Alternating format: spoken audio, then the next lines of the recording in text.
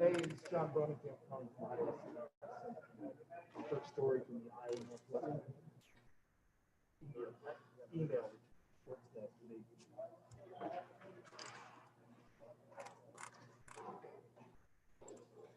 All right, thanks.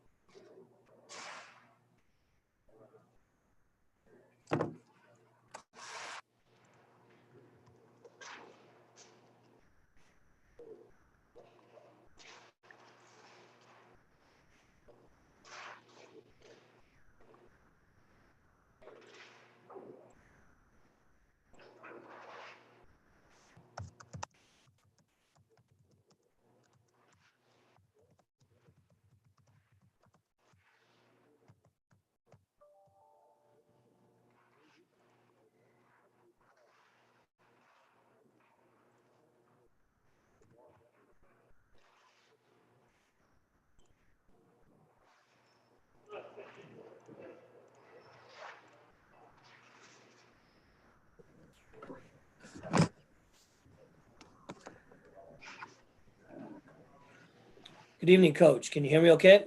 That's Steve. All right. Thanks for joining us. Congratulations on the win tonight. We'll go ahead and take questions for Coach McCaffery. Please raise your hand, and we'll call on you to get things started here. Go find James. I need his power cord for his computer. All right, our first question comes from Mark Emmert. Go ahead, Mark. Yeah, Fran, you got that lead midway through the first half when you put in Keegan and Patrick. Just can you kind of describe what kind of lift they gave you at that moment? Yeah, I just, commended those two guys, actually, in Joe and Jack. That lineup, I think, really turned the game around with their defensive intensity, created some offense with their defense, activity on the glass, and that's what those guys do. And that's what our team has to be, quite honestly, Mark. We got a lot of guys that can contribute in different ways. And then I thought, when the first group went back in, they kind of fed off that energy and excelled, to finish the half. Our next question comes from David Eichholt. Go ahead, David. Yeah, Fran, Northwestern got hot right at the start of the second half, three threes in the first 2 minutes. How did you guys kind of adjust to that, and how pleased were you with the response from your squad? Yeah, I was really pleased because, we didn't panic. We ended up getting the stops we needed.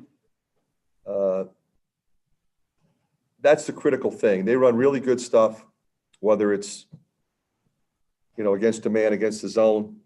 And you got to be locked in because there's a lot of cutting, there's a lot of counters. They got away from us in transition. We didn't have a great possession or two in that stretch, and they made us pay, which is what they do. So then it came down to better possessions on offense and then better possessions on defense to get some consecutive stops, take the lead. I think they cut it to 3, get the lead back to 9. Tom Kakert. Fran, how important was it to get Jordan going, and how big were those? It seemed like those 2 transition threes in the second half where he just kind of pulled were really got him going. Yeah, he was spectacular tonight. I mean, 24 and 5, 6 threes. I think you could kind of see it coming.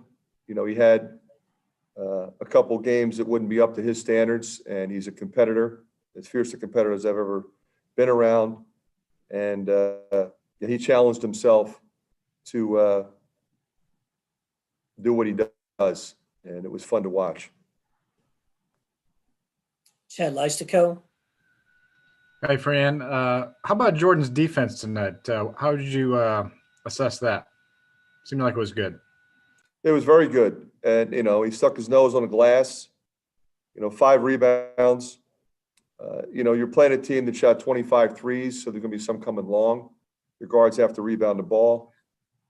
I think the critical thing is, they made 11. They came out hot, and they were hot at the start of the second half. So when you get them to miss, you got to get that first miss. And, they had 8 offensive rebounds. We can live with that. Mike Kloss. Fran, I know that you often say that with players like Bohannon, and Bohannon in specific, you encourage him to keep shooting. You know that he's going to start making them. But how do you convince the player that? How does he need convincing when he's going through a bit of a slump? I think 2 things on that, Mike. Number one, I think most players would appreciate that.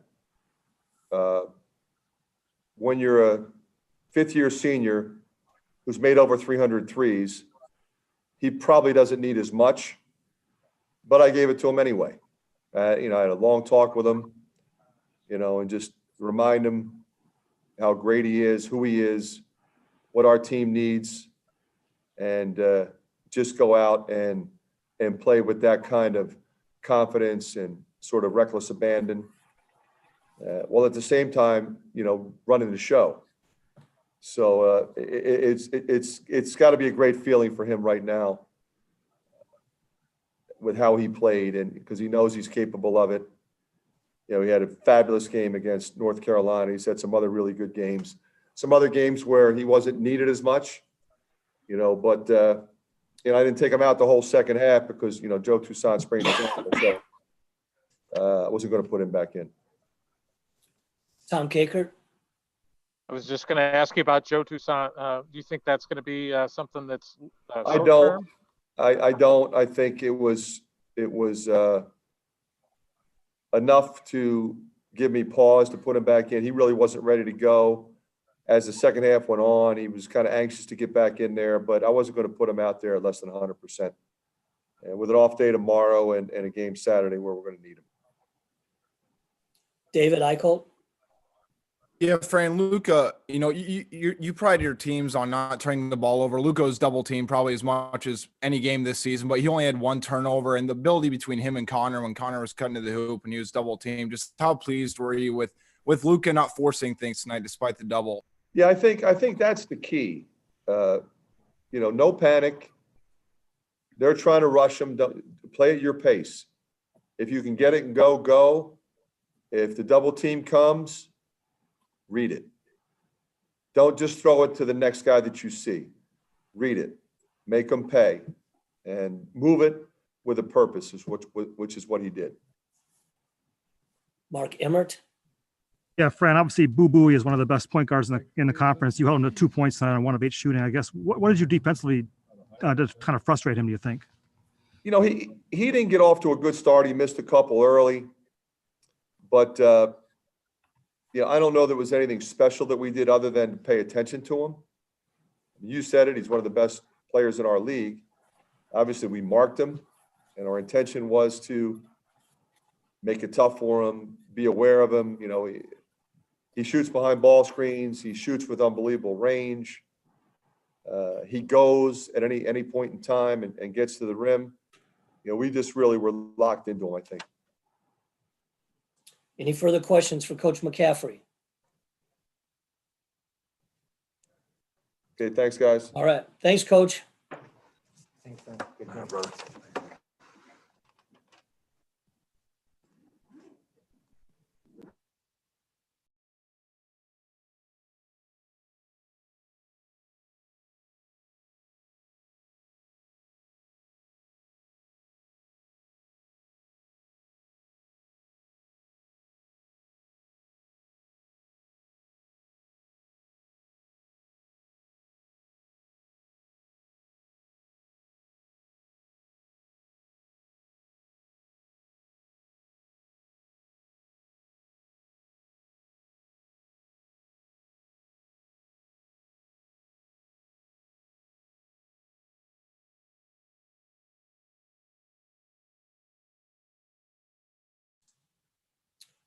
All right, CJ, can you hear me okay? Yes, sir. Nice job tonight. Congratulations. Thank you. If you have questions for CJ, please raise your hand. We'll get to questions right away.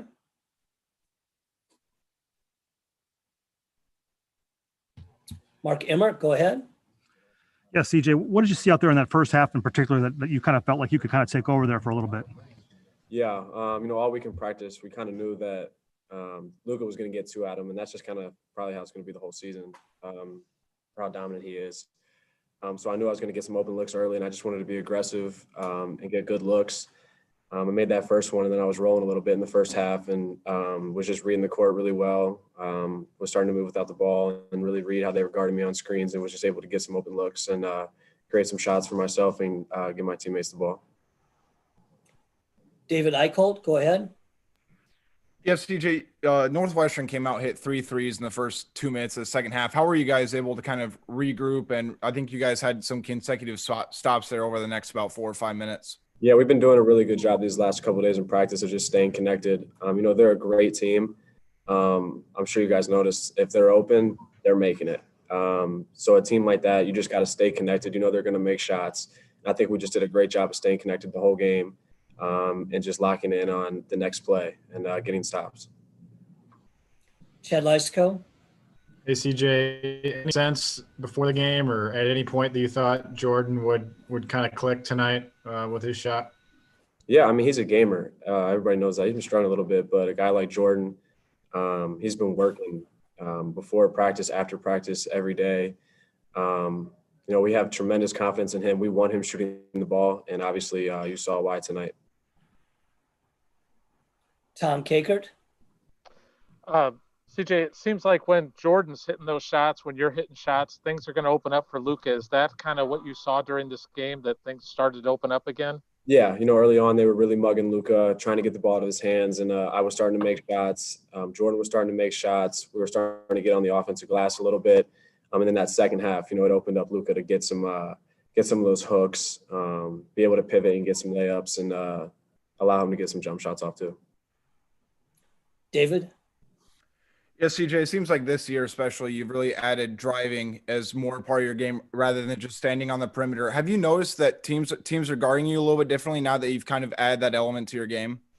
Yeah, I mean, I was noticing early on in the game when I made a couple shots, they were really getting up into me. And I think the work I put in the summer, just being able to put it on the ground a little bit and create off screens, I was able to get some nice drive floaters.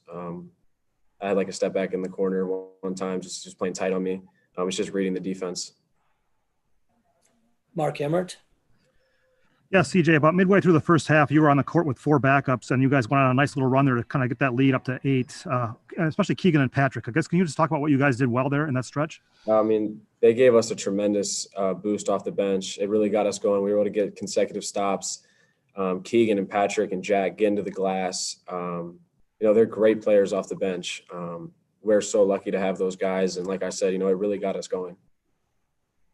Tom Kakert? CJ, the defensive effort just seemed to be ramped up much more. You got a 35-second call. How important was that for you guys coming into this game after what happened up in Minnesota? It was huge. Those 2 days in practice was all about staying connected, like I said, trying to get as much ball pressure as we can. It really disrupts teams. I thought we had really good ball pressure. We were eliminated with 1 shot. We were getting the rebound. We were going. Now we got to have carryover. Mark Emmert? Yeah, CJ, can you talk about the defense on Boo Buie in particular? It looked like he got kind of frustrated out there and started forcing some things. Yeah, Jordan did a tremendous job on him. Whoever was on him did a great job of just being in his space, finding him early in transition, not letting him get transition threes. We were walling him off on screens. He's one of arguably the best players in our league. We were able to control him tonight. Anything further for CJ? All right. Thanks, CJ. Yeah, thank you guys. Be safe.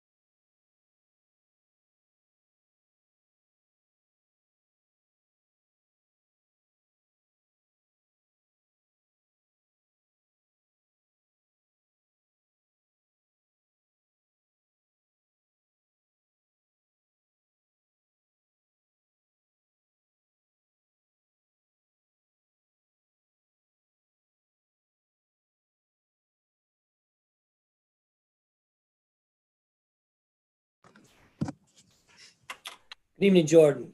So, You hear me okay? Congratulations. Guys, we'll get right to questions for Jordan Bohannon. Go ahead and raise your hand, please. Tom Kakert. Hey, Jordan. Just wanted to ask you about the three ball getting going tonight. It seemed like those two transition threes in the second half really freed you up. Is that kind of your view of it too? Yeah, I mean, I've hit my fair share of transition threes. I feel like I'm almost patenting that move, you could say. So whenever I can kind of get to, the shots that I've been hitting throughout my career is when my confidence starts going a little more. So I think the fact that I got to some spots that, I've hit a lot of shots, like I said, my career really helped me, moving forward in the second half to hit more. Chad Leistko.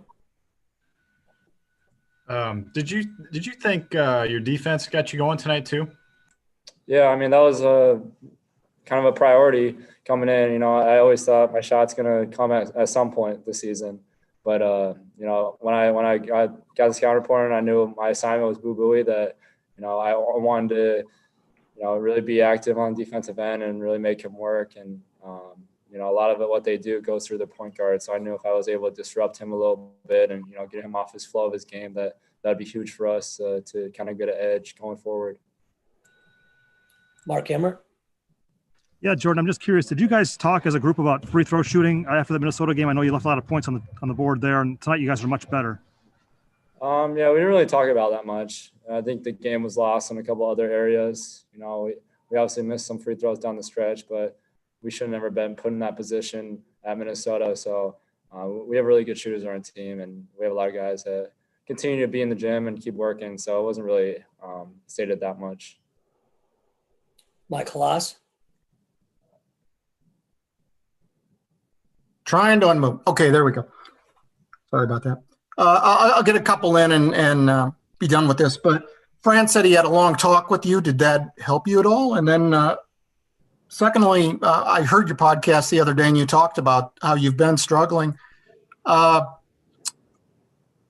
much have you been struggling? And was there any doubt in your mind that you could turn it around like this? Yeah, for your first part of your question, Fran brought me into his office a couple of days ago and, just was preaching what he always has since I've been here. That he has the most confidence in me, and that's why he recruited me, was because of how I play it on the court and my swag, and how much different we're on the court when I'm like that. And he really hasn't been seeing that this part of the season. So, I mean, to transition to your other question, that kind of was, I think, where my struggles has been is, it just wasn't, I didn't feel like myself these past, these first 7-8 games. I played pretty well against North Carolina, but I just really haven't been, moving as well. And I think I just had to realize, I've been through 2 hip surgeries in a year and a half to 2 years. So, I mean, not to use that excuse, but I know I have a lot of kind of catching up to do and, just getting my rhythm back. And it's going to take a couple games. And I think that kind of helped, talking to Coach McCaffery and him kind of give me the nudge a little more just to realize that I'm a really good player, and the things I've done at the University of Iowa and things I, can do in the future for this team. David Eichholt. Yeah, Jordan, what's it about Northwestern that you like playing against them so much? A Carver Hawkeye. I mean, we go, the intentional free throw miss, Chris Street, the miss, and then you go from the game winner last year, and then your first real, I guess, I know you played well against North Carolina, but then the bounce back game tonight. I know the win's the most important thing at the end of the day, but I mean, where is all this kind of rank you going up against Northwestern? Well, I first want to ask, are you doing okay, David? I know you've had a stressful day. Yeah, I'm good, man. I don't have a car, but I appreciate the tweet. As long as you're healthy, that's all that matters. But no, I always Northwestern has always, for some reason, I play a little differently. You look back my sophomore year when I missed that free throw, like you mentioned, and junior year I hit the last second shot, and I think I had quite a bit of threes against Northwestern my sophomore year when I did miss that free throw as well. So I just try to do what they do and kind of use their strengths as weaknesses. I knew they're going to kind of crowd me this game. I knew that they're going to get into me and try to force some turnovers, and I knew they were going to hard hedge on ball screens. So I just try to take some little things that they do that they use as strengths and kind of use them that weaknesses, if that makes sense. And for some reason that kind of goes to a different level when I play these guys. Chad Leistiko. I know you're pretty aware of what's said out in the world. Anything that motivated you coming into this game off the court? Yeah, I mean, obviously it's been a crazy year for everyone, and I think there's a lot of stress in a lot of households this year. And I think the fact that we're playing basketball is huge for a lot of people and entertainment wise. And I think we all understand that a lot of people have been hurting throughout this country and throughout this world. And the fact that we're playing basketball, I think that helps a lot of people getting through a lot of mentally problems that they're going through. So I think all of on the team, we all understand that. We're all fortunate that we're playing.